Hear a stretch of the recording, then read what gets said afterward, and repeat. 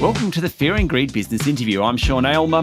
The intergenerational wealth gap is holding young Australians back, according to new research, and 7 in 10 people are facing financial strain due to lower wages growth and high inflation.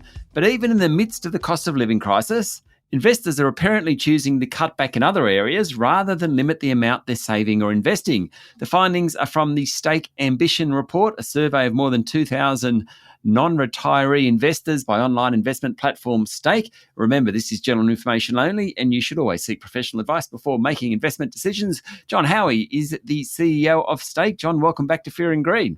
Great to be here. I'll get to the investing side of the report shortly, but it also showed just how much the cost of living crisis is hurting people. And one of the main challenges is slow wages growth. Yeah, absolutely. That's right. I think what we've seen from the report is wages haven't really kept up with inflation over the last few years, and the respondents to the survey are really feeling that, and ultimately they're starting to think about what they can do to shore up their financial futures. I mean, I've heard you talk about it. I mean, they're upskilling, they're kind of putting things off, engaging with financial markets to hopefully make some money. They're being quite proactive, though, to make up the gap, Jon. Yeah, that's right. I think that was probably one of the more interesting results that we got from the survey, is that rather than do nothing or pretend things are going to change, what we've seen is the respondents to the survey actually are starting to take control of the things they can actually control. And that is how much they spend, how much they save, what they own. A lot of the respondents were saying ultimately that what you own is more important than how hard you work. And that's evidenced by the fact that even though people are feeling the pinch, 80% of them are still actually focused on maintaining their investments.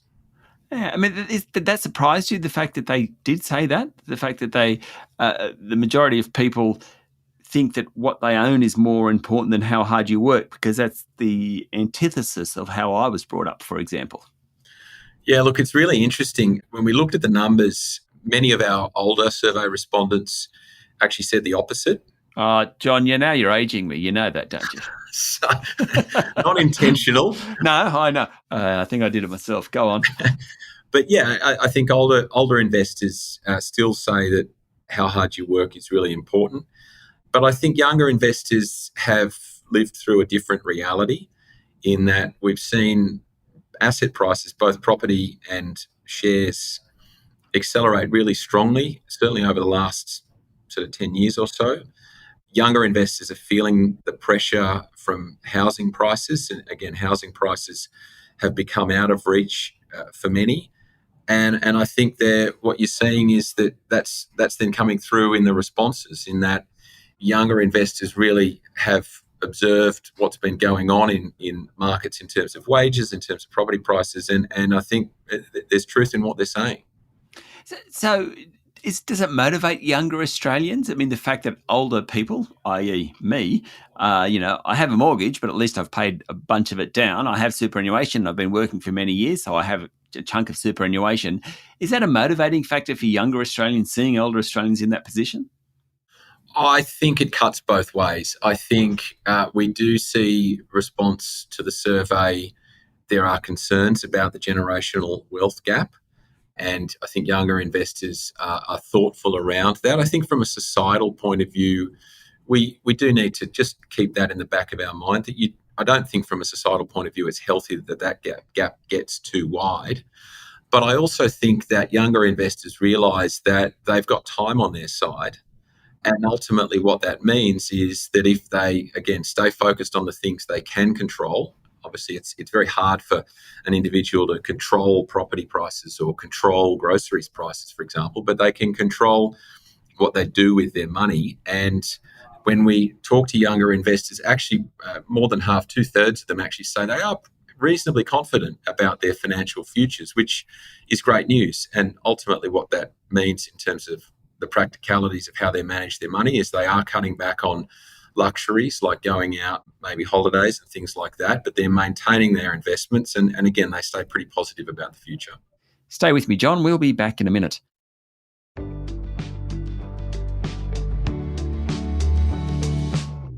I'm speaking to Jon Howie, CEO of Stake. It's a pretty responsible way to think about the next 40, 50 years. If you're a 25 or 30-year-old and you're still investing, did that surprise you, just the fact that they are still investing? It didn't surprise us because we see how our customers behave on the stake platform every day, and we see that they continue to save. They're in it for the long term. We talk to them in other surveys about what their goals are, and really their goals are multi-decade goals about building a comfortable retirement, having enough income to live on, potentially having the option to throttle back on how hard they work in later years. So they've really got long-term goals. I think it is a little bit surprising relative to the narrative that we sometimes hear more broadly, in that I think in the past you've had, I guess there's been potentially disparaging comments around smashed avo on toast and those kind of things we heard a few years ago, where there was, I guess, an implication that young people were not responsible with their money. And I actually think in this survey, we've seen exactly the opposite. They are thinking very carefully about long term, they're planning for that, and they're taking action. What about in terms of where they're putting their money? Now, I know we have some figures here from you in terms of the top 5 stocks, ASX stocks bought last financial year. What I think is fascinating is 4 of the top 5, in fact, the top 4 are ETFs. Yeah, that's right. This is a pretty consistent pattern that we see. So we obviously provide access both to US equities and Aussie equities, and that includes exchange-traded funds, which are listed on those exchanges. What we generally see is our investors will usually pick single stocks that they are familiar with and that they believe are going to continue to be part of, I guess, the evolution in the digital economy and the growth in technology. So we see a lot of stocks in the US in particular, just because the US has such a large and active technology sector. But our investors also think about important investing concepts like diversification. And ultimately, where we see that manifest in their use of exchange-traded funds. So as you said, the top 5 securities held in Australia from our investors are actually ETFs, and generally those broad ETFs, which are giving investors exposure to sort of broad Aussie equities, broad US equities, broad international equities, for example. And then the US stocks that are bought on stake, exactly the names you would expect, except for the order. So Tesla was number 1, then Nvidia, Apple, Amazon, Microsoft. It is interesting that Tesla, and it has an incredibly charismatic and high-profile boss, probably the worst performing of those 5 stocks last year, but it still seems to attract investors. Yeah, look, it's interesting. So Tesla's been a very long-term popular stock on our platform. I think thankfully for our investors that the share price has kind of turned around in the last It has, couple of weeks, that's true. Great. Nvidia's been huge, obviously a lot of focus on AI, but then you've got the other names that you would expect like Apple, Microsoft, etc. Really those huge, broadly diversified, very successful technology companies, which makes a lot of sense. So looking ahead to the next 12 months, investors say they're looking at gold, EVs, as in electric vehicles, and artificial intelligence. I can understand EVs and AI because they're high-profile spaces. The fact that gold came in that, I think it was number 1, in fact, does that, I suppose it suggests there is nervousness out there, but I've never thought of gold as a sexy place to put your money. Yeah, it's, I don't know, I certainly wouldn't call it sexy. I think this is evidence of people being mindful of, particularly of inflation. And there are a few ways that investors can think about hedging themselves against inflation.